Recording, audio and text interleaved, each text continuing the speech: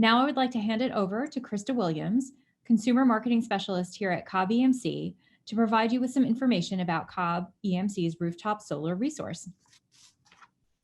Thank you so much, Chris. And I will echo Chris in thanking you all for joining us today. We do these member webinars for you all, and we are excited to share about topics that are of interest to you.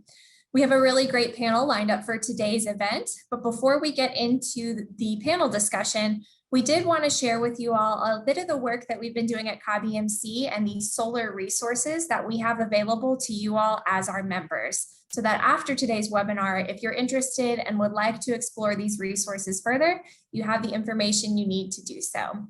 So if we could go to the next slide, please. The first thing that we wanted to show you was our solar center, which you see here on screen is a screenshot, and that is the URL to access the solar center directly. It's cobbemc.com/solar.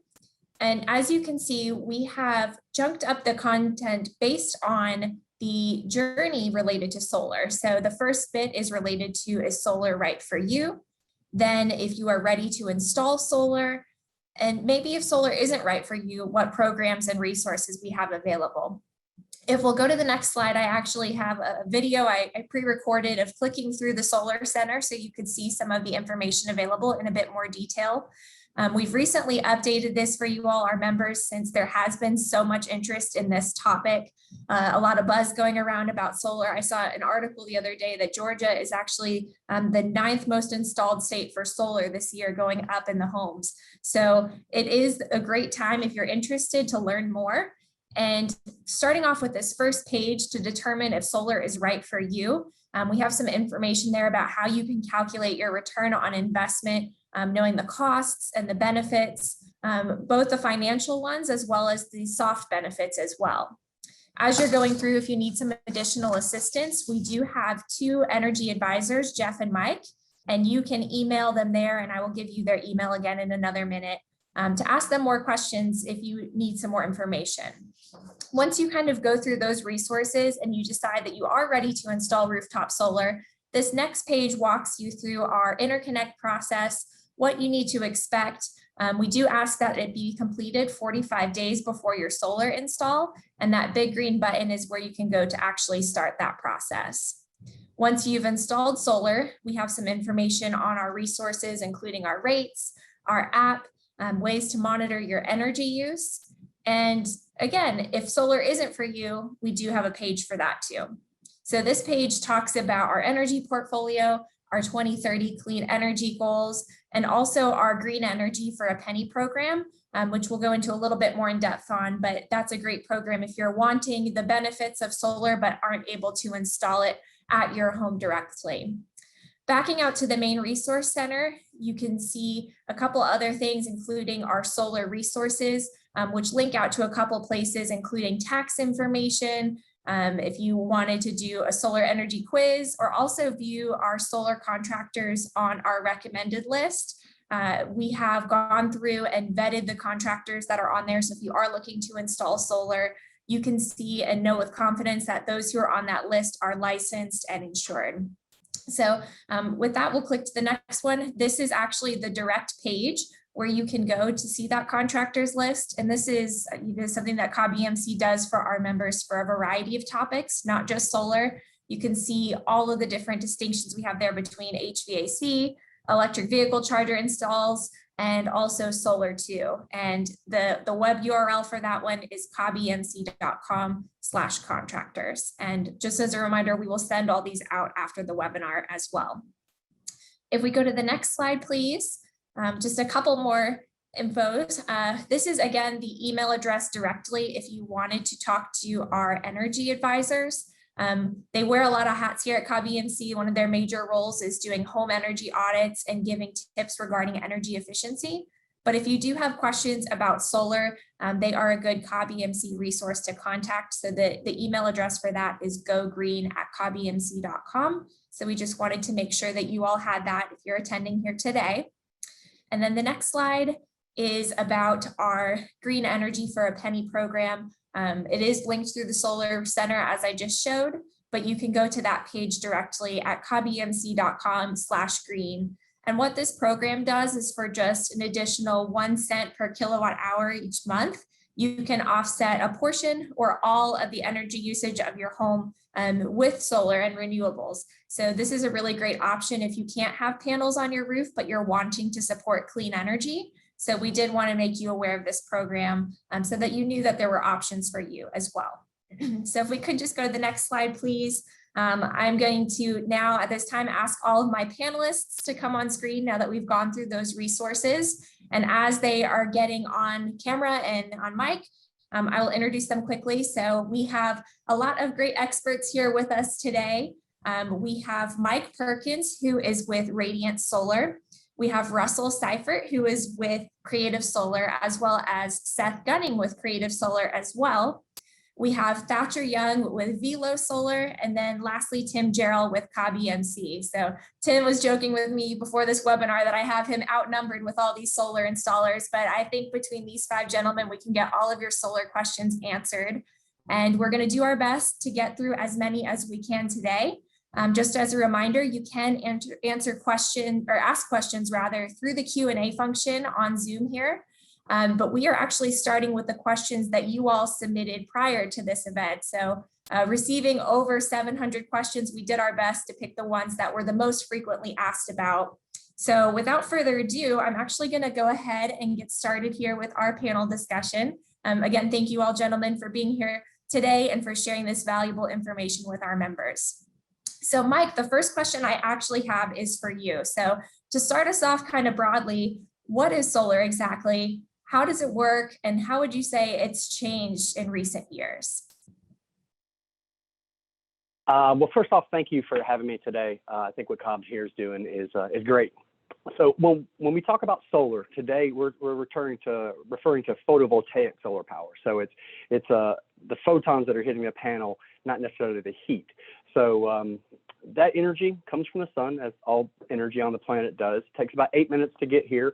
And when it hits the solar panel, the photons actually knock electrons loose from their silicon atoms, and it starts spinning around a circuit. And then your solar panel or solar cell has a positive and negative need, and starts spinning them around in that. So that loose electron creates that electric circuit. There's a really good resource called Google. You should use it to look at a diagram of what how does a solar panel work, and it explains it so much better with one picture than all the words that I have. Now, how we've advanced is actually pretty amazing. The first commercial solar panel was actually deployed here in Georgia, in Americus, in 1955 by Bell Labs. It was used to run a telephone switch, and it was pretty low tech then, but we've just been slowly but surely advancing over all this time. Now, currently our solar modules are anywhere from 19 to 22% efficient. That means 19% of the energy that hits it is getting converted over to electricity. And we see that creeping up slowly but surely every year, anywhere from 10 to 25 basis points. A good example to think of is the PV solar array that was put on the Georgia Tech Aquatic Center back for the '96 Olympics. Those modules were rated at about 175 watts today, or not today, but when they were installed. Today, we're building panels or putting panels in place that are about the same size, that are upwards of 420, 450 watts. So it's an incremental, growth that we see in solar, and every year it gets just a little bit better. Yeah, thank you for that. And I think that makes sense why we are seeing more and more interest. I think the better the technology is, the more that folks are going to want to get solar for their roofs. So it makes sense that that's growing as the technology is progressing along as well.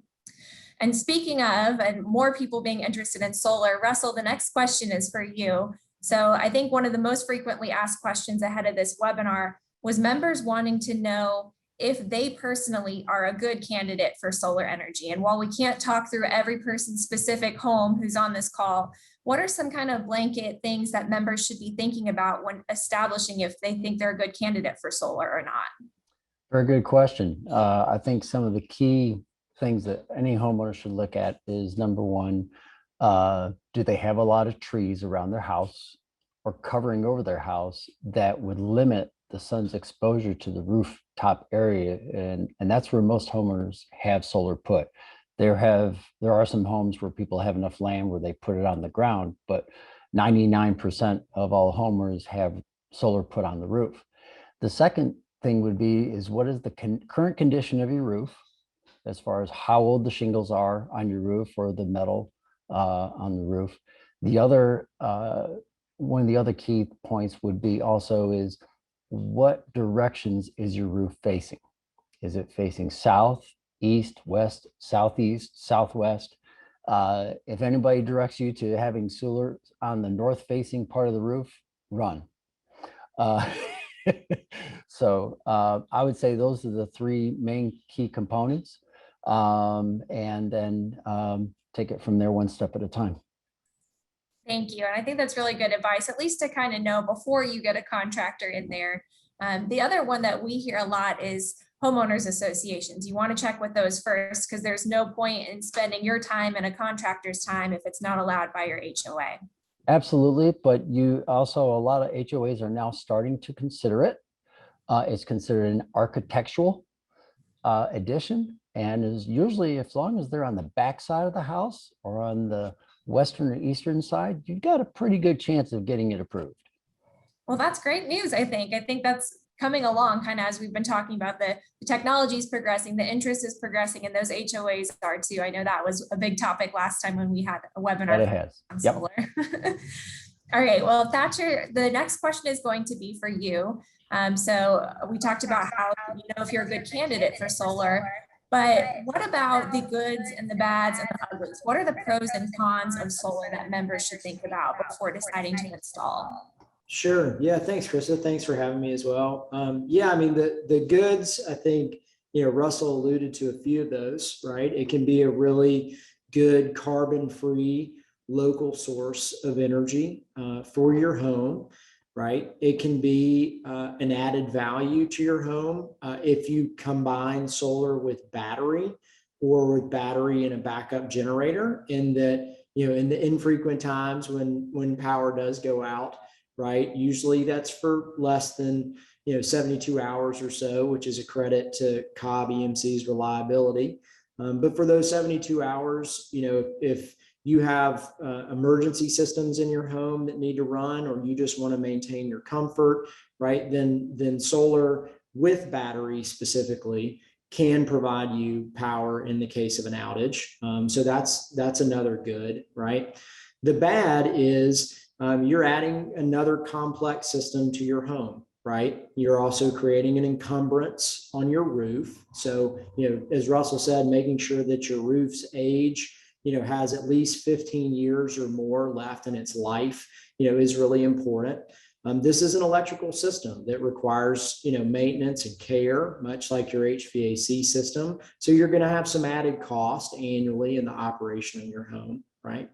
And then the bad is that, if you pick the wrong contractor, just like any contractor you bring into your home, you can create a number of issues, right? If the racking isn't installed correctly, you can have leaks in your roof. God forbid the electrical is not done correctly. You could have thermal events or fires potentially, which would be catastrophic in your home. And then you also have, some contractors who are maybe new to the area, unfamiliar with the laws and requirements of permitting and other things. And so you can create fines for yourself with your, local county or city government, which is a problem.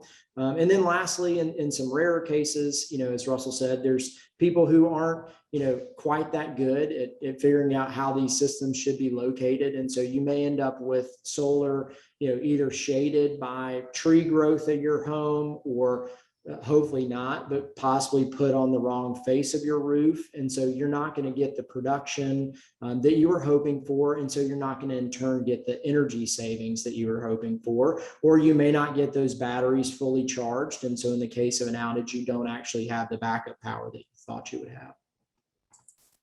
I agree with a lot of those benefits. It's nice to have, especially with the battery and solar, like you said, in the event of an outage, although they're very rare with Cobb EMC, it is a nice perk. And also too, with the contractors, I think you raised a good point. We always recommend that our members get 3 quotes from local qualified contractors to make sure that they're hearing the same thing and they're not being taken advantage of.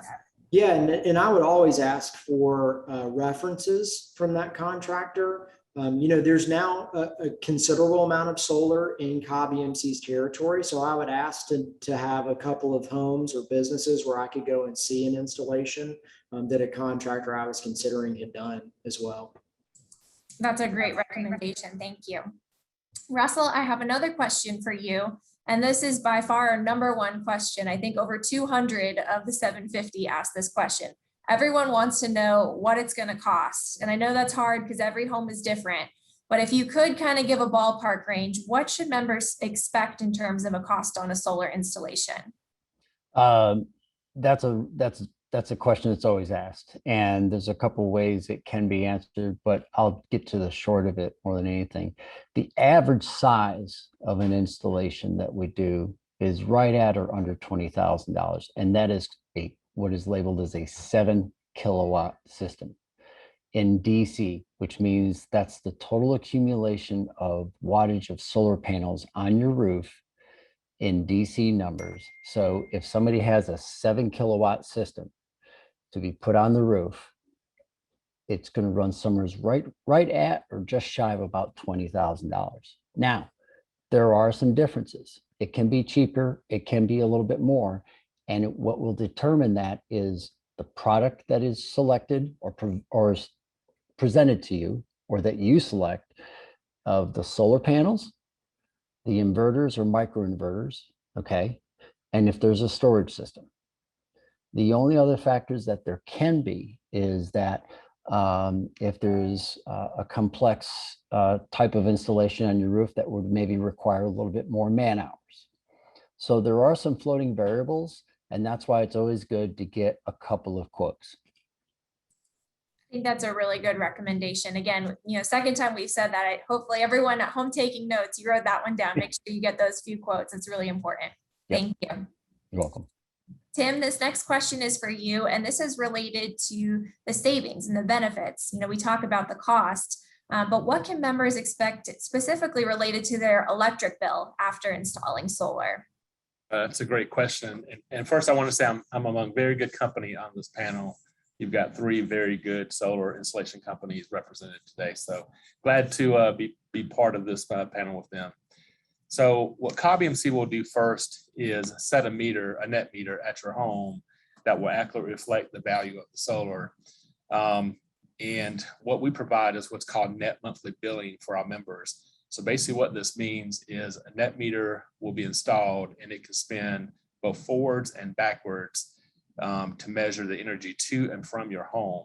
So imagine a bucket of water, if you will, which you're pouring water into. And if that bucket also has a hole at the bottom and you're draining water at the same rate that you're pouring water at the same time, the level of the water will eventually remain the same. That's basically how a net meter works. When your solar panels are producing energy and your home is consuming energy at the same time, that result is what's called a net amount. So let's look at 3 very quick examples. So for example, if you're generating a net monthly excess energy of 200 kilowatt hours, and you're also pushing back 200 kilowatt hours of energy back to the grid, back to Cobb EMC per se, in that example, you would have 0 charges for kilowatt hours on your bill, and you would just get a bill for a service charge. In example 2, if you're consuming 300 kilowatt hours of energy from the grid, and you're pushing back 200 kilowatt hours of energy back to the utility, in that example, you're going to pay for 100 kilowatt hours of energy to Cobb EMC plus your service charge. And then the third example, if you're consuming 150 kilowatt hours of energy from the grid, and you push back 350 kilowatt hours of energy back to Cobb EMC, then you're going to pay for the net 200 kilowatt hours of energy. And you're going to get paid back what we call avoided cost. And under our distributed generation policy, avoided cost is calculated based on the cost that Cobb EMC pays for the variable cost of power. So that's what we would provide you back. And that is evaluated annually based on Cobb EMC's cost to serve our members' load based on our wholesale power cost. And so on the bill, you would see the kilowatt hours if you push back and the kilowatt hours that you pulled from the grid to meet your load. I think that's really helpful to know that it's not just how much are you producing with your panels, but it's how much are you using at your home, and do those amounts match, because that will make a difference in that bill that you end up seeing. So I think knowing that going in as you're getting solar is a good kind of expectation to have in mind. So along the lines of potential benefits or savings, Thatcher, I was hoping that you could talk to our members a little bit about maybe any tax credits that might be available that are related to solar. Yeah, absolutely, Krista. So there is currently a federal tax credit. It's called the Investment Tax Credit, or ITC, and it's 26% of the total system cost. Now that's if you pay cash for your system and install it, on your home, and you have completed the Cobb interconnection process, right? Your system's been witness tested, you have permission to operate, then you can apply for the ITC on your system in that tax year, right? Which would come in April of the following year, right? And that is a credit on your taxes. So you have to have tax obligations greater than that 26% of your system's cost, right? In order to take the full credit, right? So in Russell's example, you're talking about somewhere between $5,000 and $6,000. So as long as you owe more than that on your taxes, then you would get the full advantage of the credit. If you don't, then you would get a diminished value, or you have up to 5 years to fully exhaust that value, right? So you could take incremental amounts of that 26% over up to 5 years. But that's really the only current incentive. There is no state incentives for solar on a residence. If it's a commercial business, then you can depreciate that asset on an accelerated schedule. So 100% bonus depreciation in 1 year, both at the federal and the state level, which adds another roughly 30%, give or take, depending on your tax rates, right? And we typically help customers kind of work through that. There are some discussions going on in Congress right now about expansions to the ITC, possibly elevating the value up to 30% or even higher. Also turning that from a credit into a direct payment. So it would then be open to non-taxable entities, so churches, schools, not-for-profits, et cetera. And then another really important thing to think about, if you aren't paying cash and you're financing a system, then you want to make certain that the company who is supplying you that financing is discounting your system by that 26%, right? Because they will be taking that tax credit on your behalf. So make sure they're not double billing you. And then really do the math on your energy savings. Make sure they're being transparent with you about the term of that system and the cost you're paying associated with that, right? So Cobb EMC, as y'all mostly and all know, they have very, very low, very competitive energy rates. And so you want to make sure that a financing company isn't charging you more for your solar energy than you could buy that energy from the grid, and that they aren't putting a term that's far longer than the registered life of these systems, right? Which is somewhere between 15 and 25 years. Right. So definitely want to check the numbers, especially when it relates to the financing of the system. And then the last thing that I always say is I'm a solar sales guy. I'm not an accountant, so you definitely want to have conversations with your tax professional about these decisions and how, your unique situation may be different so that you're maximizing the access to those benefits. I think those are all really great tips, especially to always check about your individual tax situation. We're not in the business of that either. We sell electricity, so always check with your tax accountant to make sure that you're making a well-informed decision. And Thatcher, you kind of hit on this one, but Mike, you're going to talk next a little bit about the life of a system, and Thatcher kind of gave that time frame. But over the lifetime of solar panels, what maintenance is typically required, if any, that members would need to think about?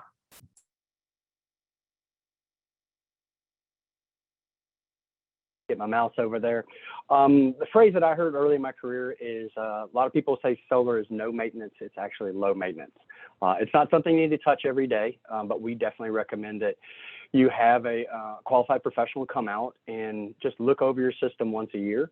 A lot of that is about the warranties. You could have a 10-year warranty on your inverter, but if you don't touch it for 8 years, if it goes bad, that inverter company may say, well, you haven't done the required inverter maintenance.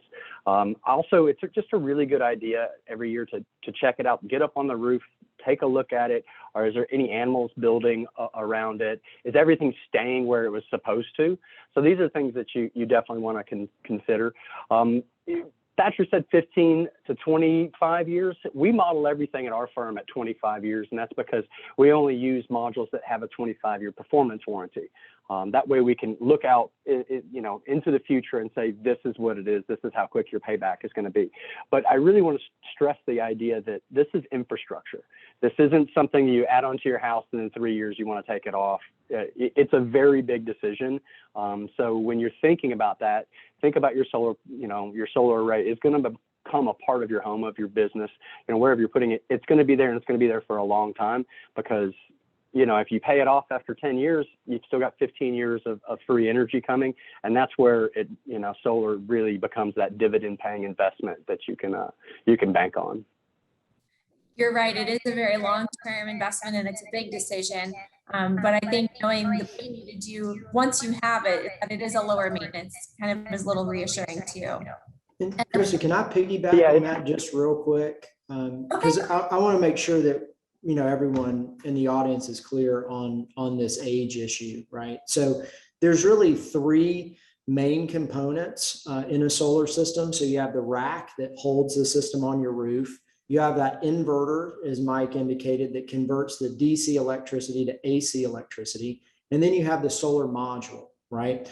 So as Mike said, most tier 1 top solar modules carry a 25-year performance warranty, which means that they'll produce 80% of their nameplate energy in year 25, right? The inverters typically carry a 5 or 10-year warranty, and they have a projected lifespan of between 15 and 20 years. And so that's why I use the 15 number, because you may need to replace that inverter at some point around the midlife of your system. And so that's, again, a cost that you need to take into consideration when you're installing this system. And then the racking, typically has a 10-year warranty, and unless you have major corrosion or something unusual, you should be fine there. And then on batteries, these systems, as everybody's experienced in their cell phones, their laptops, now in their electric cars, the batteries degrade at a different rate. And so you may have to replace those batteries as early as every 5 or every 10 years. And so again, it's really important that customers ask these questions about the lifespan of each of these major components and what the plan is and the costs are associated with replacing those. That's a great point, because like you said, some things could go at different times. It's not all one thing with the same amount of lifespan, but rather each element's a little different. So that's a good point. Seth, the next question I have is for you. And this one is kind of along those lines as we've been talking about racking. A lot of people are asking in the audience, how is the solar attached to the roof? Does it damage the roof at all? And why is the roof such an important consideration when you're deciding if you need to replace the roof before getting solar or not? Yeah, thanks, Krista. Roof questions are probably, next to cost, the second most asked question that we get, because we're talking about turning a structural part of your home into a performing asset that's going to help you reduce your electricity bills. So it's important that you have a roof that has at least 15 years of its life left, because as Thatcher and Mike have said, the warranties, the performance or product warranties on this system regularly run 25 years. On a pitched shingled roof, we are mechanically attaching our systems to the roof. So we're attaching it to the structure of the house, which means that we have to penetrate some of the shingles on your roof. We would void the warranty of those individual shingles, but oftentimes solar installers have workmanship warranties that are longer than your roofer's warranty. And the product warranties, like Thatcher was saying, on the racking are often 25 years, which should be just as long or longer than your existing roof life. With flat roof, common commercial properties, we use what are called ballast mounted systems. So they're oftentimes not mechanically attached. The panels sit in racking that are just weighted to the roof. It's fairly rare that we find either a residential pitched roof or a commercial flat roof where the weight of, or the roof isn't rated to hold the weight of the solar panels. It's only in very old homes where we need to come in and add sort of some structure to the attic. And that can add, in some cases, a few $100, maybe $1,000 to the cost of the system. I think that's really helpful. I know that a lot of questions had come in about roofing, and it's good to know too that some of the workmanship, like you mentioned, may be warranted by the contractors that could even have extended the shingle warranty that would have been in place. That gives folks some peace of mind. Thank you. Yeah. Thatcher, I'm coming back to you with this next one. We've had a few questions come in live today as well related to the different options for solar panels. So, the Tesla roof people have been talking about, knowing if there's other options besides just rooftop solar. Could they put solar on the ground? Maybe you could spend a few minutes talking about that. That would be really helpful. Yeah, absolutely, Krista. So, I think Mike mentioned, or no, excuse me, Russell mentioned earlier that, depending on your property, you may have area on the ground that is sufficient for solar. There's kind of typically two types of residential ground mount systems. One is called a fixed tilt system, and that's where the panels would be placed 180 degrees due south, right? And those modules would not move. A wire would be run from the inverter back to the panel in your home, right? Just like if it were on the roof.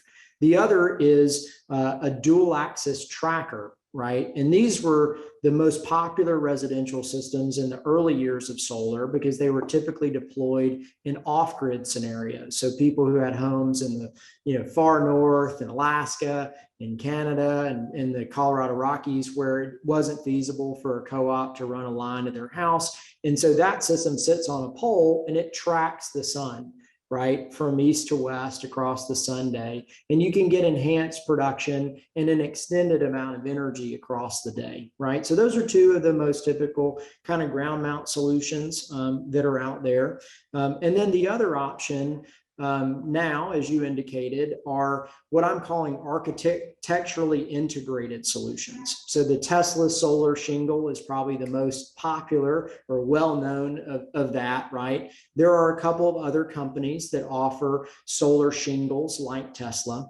Those systems are very expensive, right? So if you have a very high-end architectural roof, so you have slate on your roof or Spanish tile, something like that, and that roof is either being built for the first time, right, in new construction, or needs to be replaced, then what Tesla says is that the cost of their solar shingle, when you factor in the shingle itself, the age of that roof, right? And then the energy production that you're going to get from that system, the enhancement of that, then their solution is more cost effective than a traditional slate or Spanish tile roof, right? But those installations are very expensive. Russell gave kind of that 7 kW for $20,000 number. The Tesla solar shingle is 7 to 9 kW for closer to $100,000.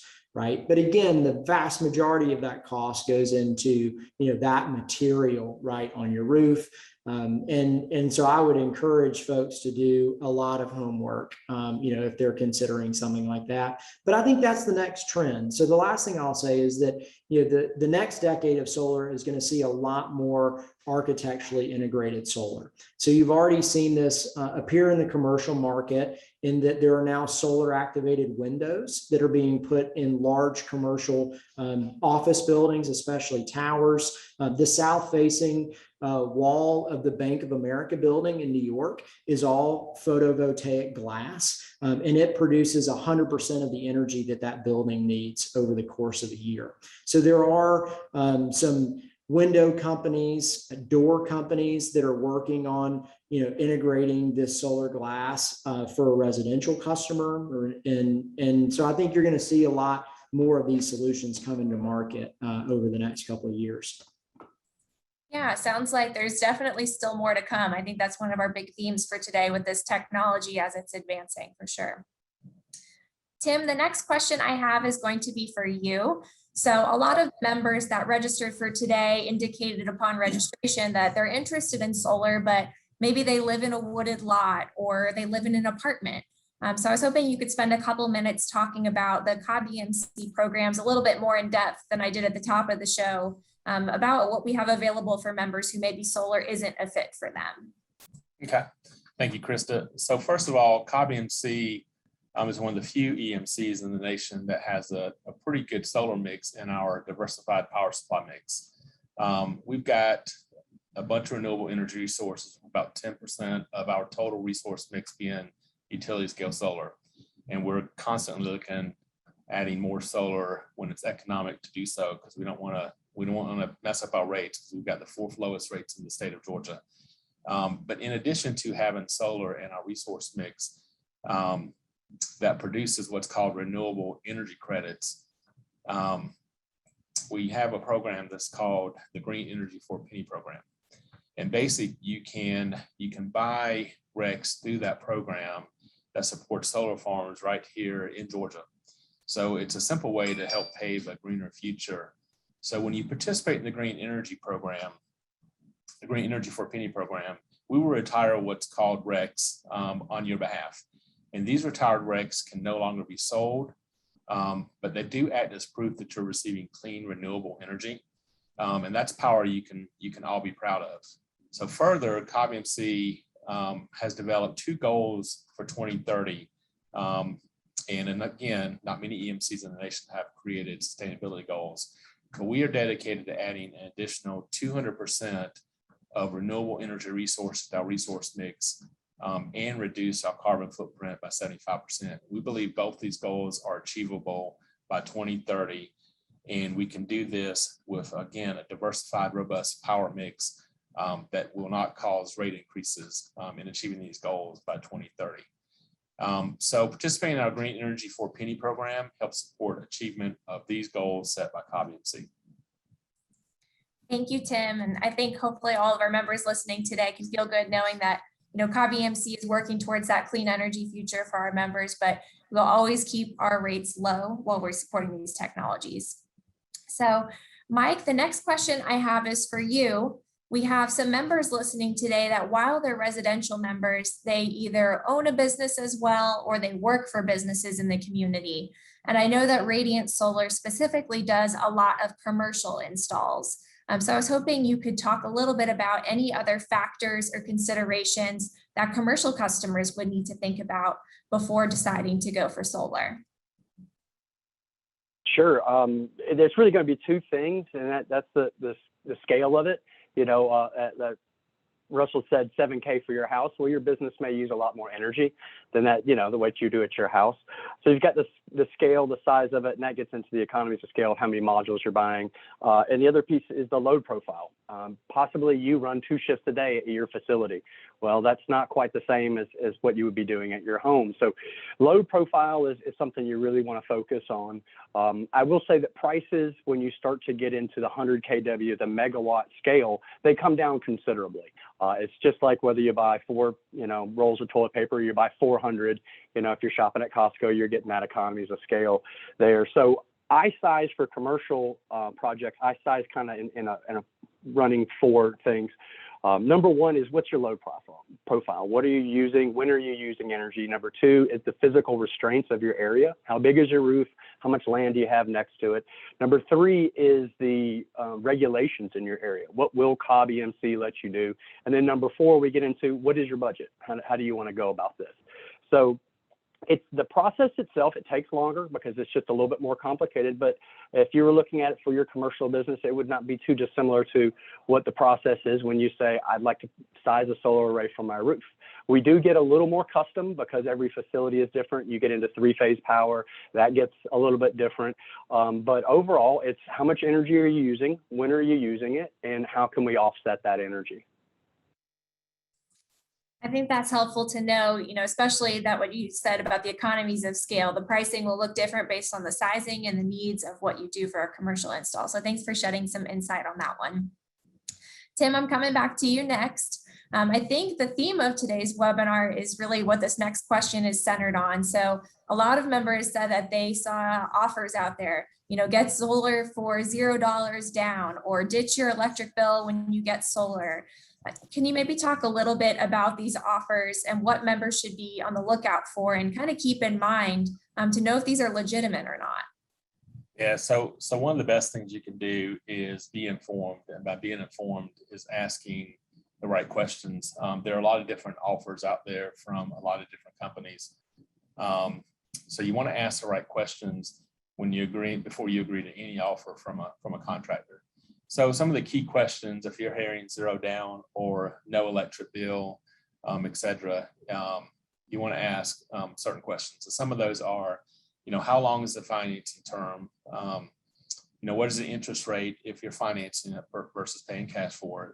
You definitely want to know if it's a lease or you actually going to own the panels, because the last thing you really want to do is lease something that you may never own, or you pay a very hefty amount at the end of a lease, to own something that's on your home.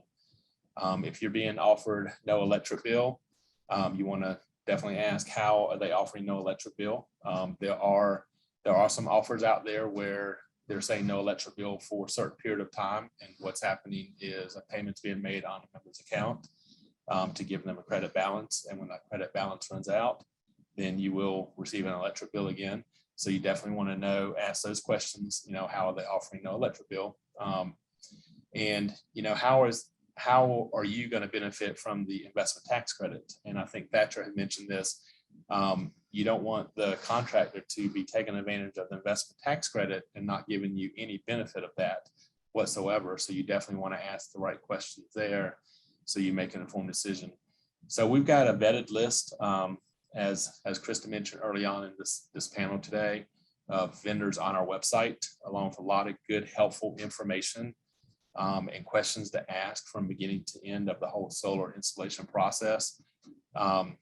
We encourage you all to check out that information on our website. We want to be that trusted energy advisor to you and provide you the tools and the information to make an informed decision. And I think that's the most and best help that Cobb EMC as your energy provider can provide to you. So make informed decisions and let us help you do that. Krista, can I make 2 comments just to follow up on that? Yeah, go ahead. So I want to just specifically kind of call out social media as a vehicle for advertising of solar. As my papa used to say, if it's too good to be true, Yep. It's probably too good to be true. Facebook Marketplace is a wonderful digital flea market, right? Great place to sell a bike, great place to sell an old pair of shoes. But I think you need to treat it as such. And so if you're seeing advertisements on Facebook, they're likely the same kind of advertisements that you would see at a flea market. And so people need to be very, very wary of these claims of 0 money down, free solar, no electric bill. Any company that's putting those kind of claims in the marketplace is not the kind of company that you want to partner with. And you would be far better off participating in the Penny for Power program with Cobb EMC and never putting a solar panel on your roof than interacting with one of these companies. So I just want folks to be very, very wary of what they hear and see on the internet. Yeah, that's a good point. And what we're hearing from members and the calls our energy advisors are getting is mostly stuff they're seeing out there on social media that is iffy and questionable. And I think what you said, Thatcher, that's the rule of thumb right there with social media. If it sounds too good to be true, it probably is. So just make sure that if you're listening today, you stay on your toes. Yep. All right, so the next question I have, I'm going to come to Seth for, and this is a very specific one, but we had one member say that they are going to be moving in 3 years. So they're trying to figure out, with solar being kind of a longer term investment, is it good to go ahead and have the panels installed now and get the resale value out of them when they sell their home? Or is it something they install them and maybe they uninstall them and bring them to their new home? What would you tell somebody who's in that specific situation? It's a good question. So I think it's really important as people are thinking about a solar energy system for your home or business, that before you contact any contractor, you think through what appeals to you most about solar. What are your goals with a solar energy system? Are you most interested in the tax benefits, the 26% tax credit or depreciation? Are you trying to lower your utility cost? Are you interested in resiliency or building security into your home? To use Russell's example of a roughly $20,000 system, you can have financing of a system that for that size would cost you about $125, maybe $150 a month. And in an optimally installed system could save you a little bit more than that on your monthly utility bill. So if your interest is in just bringing down your monthly cost a little bit, it might make sense in that circumstance to install solar to just lower your overall operating costs.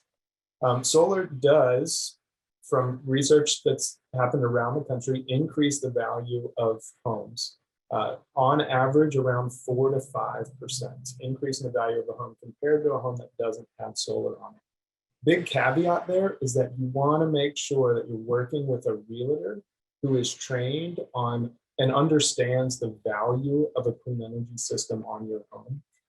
If you're working with a realtor that doesn't know how to get the most out of an appraisal with solar on your house, you might not actually see that 4 or 5%. So it's really important that you look for green certified realtors that have gone through training on energy efficiency. When you do that, if you factor in that increased value of the home and monthly decreases in your utility costs for about 2 or 3 years, you should make out about even after the 2 or 3 year mark. So solar can still be a great investment. And on top of that, you're getting the 26% tax credit, reducing the carbon footprint. We don't tend to recommend that homeowners especially think about removing a system and then reinstalling it elsewhere, especially after that 3 year mark. You should be able to recoup the full value of your system, again, with increased home value. And then look at what the market looks like in 3 years. We've seen prices drop on solar fairly rapidly over the past 5 years, past decade. So it's likely that you'll pay less for a system wherever you move to than having to remove it and then reinstall it on a new home. Yeah, so definitely one, knowing your goals, like you said, but then two, you can enjoy it for 3 years and then maybe get it at your new home too. But working with the right realtor is key, just to kind of sum up. Yeah, those are really good recommendations. So I'm Mike, going to come to you with the next one. We talked a little bit about battery storage and how some customers choose to get a battery storage system at the same time that they install solar. So kind of talk a little bit more about that for maybe those who aren't familiar with battery technology, what it is and why people are opting more and more to go for them together as a package deal. Sure. Well, I like to use the phrase energy storage because I think that the chemistry or how we're actually storing that energy is going to change over time. So don't like to think about it as a bunch of copper tops lined up, even though that's kind of what it is right now. The first thing people think of when they say energy storage is that they're worried about their power going out. And we talked about this a little bit before. I don't know the specific stat for Cobb EMC, but I know in Metro Atlanta specifically, people's power being out for more than a couple of days is a fairly rare occurrence, but even with it being rare, you could say this is what I want. But beyond just that battery backup, you want to consider the other things that you can do with that energy storage. You want to say, hey, I'm producing a ton of energy between noon and 2 o'clock in the afternoon, and nobody's at home. The kids are at school. I'm out. So that energy is just flowing back into the grid. It's not being used at the house. Well, with energy storage, you can take that and say, well, I'm going to use that at 7 o'clock at night. I'm going to store it for when I'm back and we're cooking dinner. It allows you to, you can get on a time of use program that could, provide more value. The other thing to think about with critical or with battery storage, energy storage, is everybody thinks it's going to back up your whole house. A typical energy storage installation is going to back up certain critical loads in your panel. So if you think about your breaker box and there's 20 different breakers in there, you're going to pick the 10 that are most important to you. Now you can have a whole house energy backup. It's just like anything else. You buy it bigger, it's going to cost you a little bit more. But most folks want to, specifically on the residential side, they want to think about, hey, what's the most important thing for me to keep on at my house during a storm or during a power outage?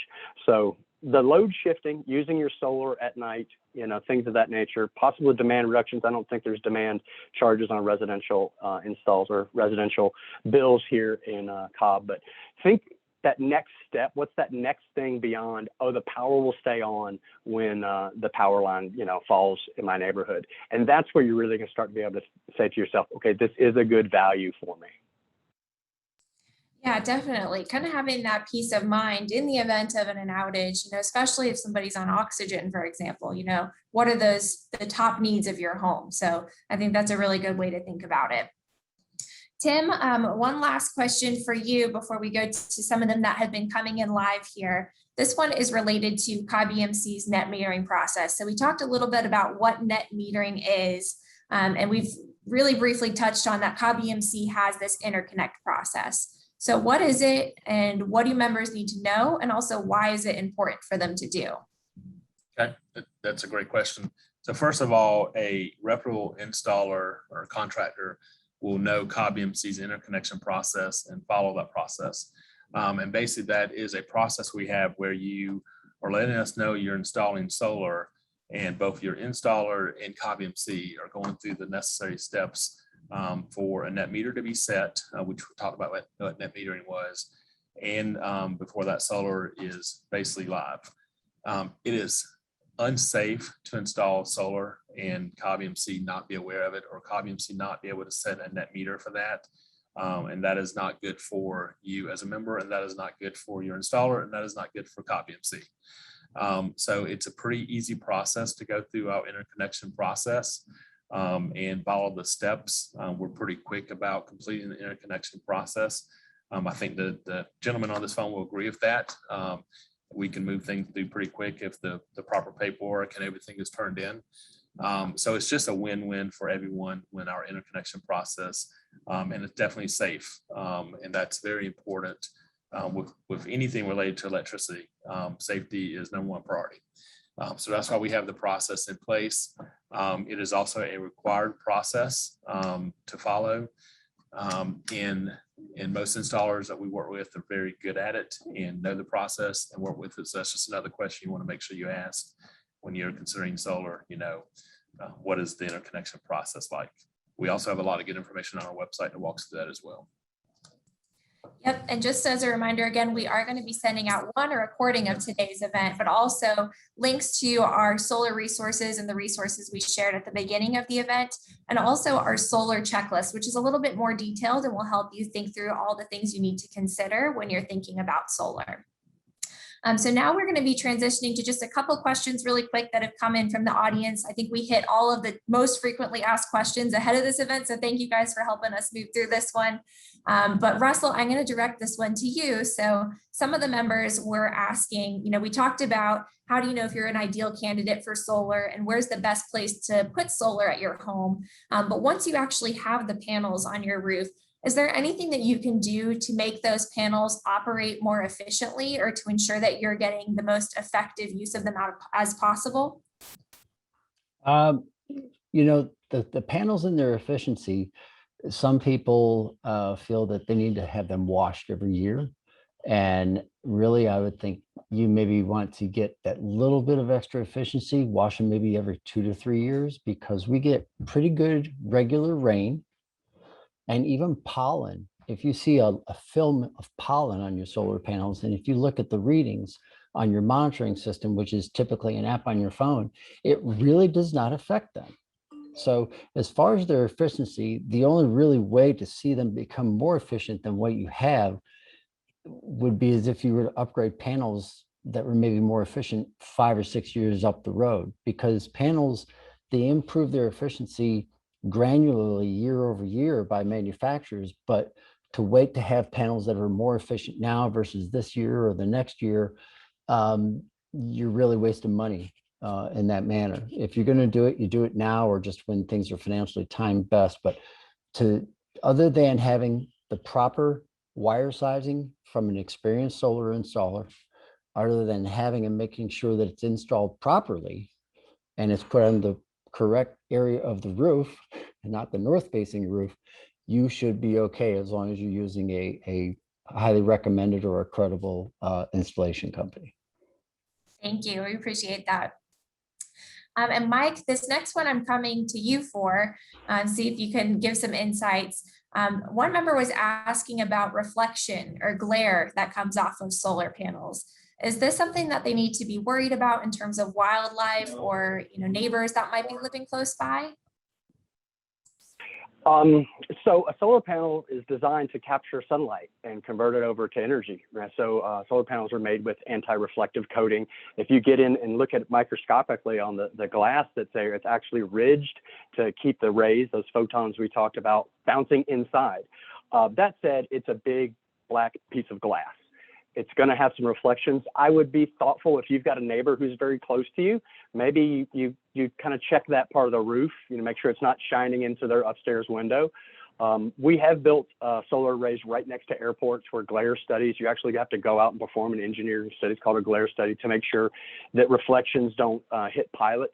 But unless you had just kind of that 1 in a million shot, or that twice a year where the sun hits it at this hour, it's really not going to be that big of a difference. And when you're worrying about the impact on wildlife, think about this. If a bird is flying above a lake, there's a reflection off the lake. And they've been dealing with that for time immemorial. So I think it's something you can do. It's something you need to, be considerate about, but it's probably 22nd on your list, not second, when considering, do I do this? Who do I work with? Things of that nature. All right, thank you, Mike. And thank you to all of our panelists who joined us today.